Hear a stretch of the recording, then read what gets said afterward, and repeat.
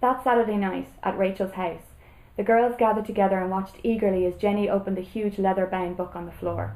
She flicked through the pages to the one marked Love Spell. "The great book of the occult," she said grandly as the others giggled and settled themselves in a circle on the carpet, "suggests the following procedure for awakening love in a reluctant other." Jenny looked around and started to read. "First, light one red candle and one white candle." The candles were lit. "Second, write the name of your intended love on a piece of parchment and repeat the following words. O spirits, grant me love divine. I wish his soul and heart be mine. Though love at first may not be true, please make it so, I ask of you." "Then there's an asterisk and this little note at the bottom of the page," Jenny said, turning the book so the others could read. "Spells are performed at one's own risk. Neither the publisher nor the author is responsible for any injury and/or damage caused during the application of any procedures described in this publication." The girls shrugged and then carried on chorusing the verse. "Third and last," said Jenny, "dip the edge of the parchment into both flames and place in fireproof container." Grace watched the smouldering paper shrink in the small bucket of sand until only a few charred pieces remained under a wisp of smoke. "Well, that's that," said Jenny, closing the book with a snap. "This one's going to work." Adie's pretty olive complexion was glowing with excitement. "Grace, you'll probably have a love letter tucked into your locker door on Monday." "It's not going to work," said Grace. To hide her blushes, she picked up the bucket and tipped the sand into the wastepaper basket Rachel had taken from the bathroom. "And I don't care if it doesn't. Who wants to have someone sticking love letters in their locker? It's so embarrassing." She was aware of all eyes on her as she left the room with the wastepaper basket's sandy remains. She hoped the fire in her cheeks would calm down by the time she returned to Rachel's room, but Adie's sympathetic smile told her it hadn't. She pretended to scratch her nose and flicked her hair over to hide her face. "So, what'll we do now?" said Una. "I'm hungry," said Jenny. "Where did the munchies go?" "We're saving them for a midnight feast," replied Rachel. "And when will that be?" "At midnight." "And what time is it now?" "It's only 10:30, Adie cut in.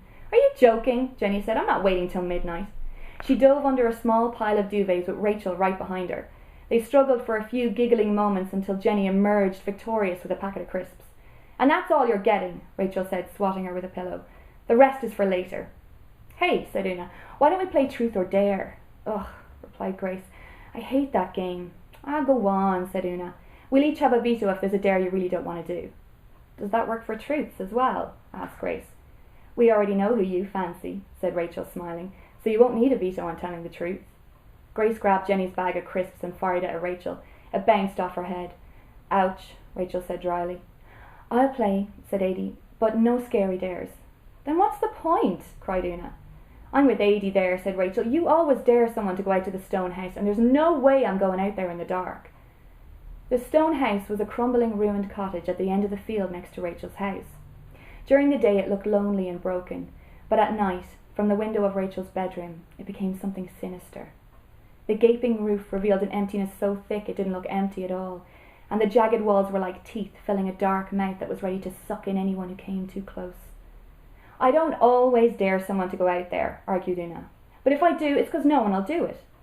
"All right then," said Grace. "I dare you to walk out and touch the stone house right now." "We haven't started playing yet," Una said. "Go on," said Rachel. "If you do it, we all promise to play with no vetoes at all." "Swear?" said Una. "Yeah, swear," said Grace. "But you can't just walk near it and then run back. You have to stand right outside the door for at least a minute." Una's brow furrowed and Rachel smiled at her. "Scared?" "No," Una said. Getting to her feet, she pulled on her trainers and grabbed her jacket. "Don't let my parents see you go out," Rachel whispered loudly as Una slipped downstairs. The girls ran to the window and watched the bright pink jacket slowly make its way down the garden to the fence that surrounded the neighbouring field. At the very end of the field they could just make out the silhouette of the stone house. They saw Una pause at the fence, then, in one quick, decisive motion, grab it with both hands and flip her legs over to the other side. Everyone was silent, watching the pink jacket gradually darken as Una left the comforting light of Rachel's house behind. Grace began to feel a little queasy and wondered if it had been a good idea to goad Una into this. One by one the girls held their breath as the pale figure, barely visible in the dark, got closer and closer to the stone house. Suddenly pale arms pumped through the dark as Una came charging back towards the garden. "I knew it," said Rachel. "No one's ever done it." Within moments Una was back in the bedroom, peeling off her jacket and panting. "You got close," laughed Jenny. "But not close enough," said Grace. "We keep our vetoes." "I heard something," said Una breathily. The girls laughed in reply. No, seriously, she said. Like voices. There was someone there, I swear. Everyone laughed again. The only thing is that they're making noise of the sheep, said Rachel.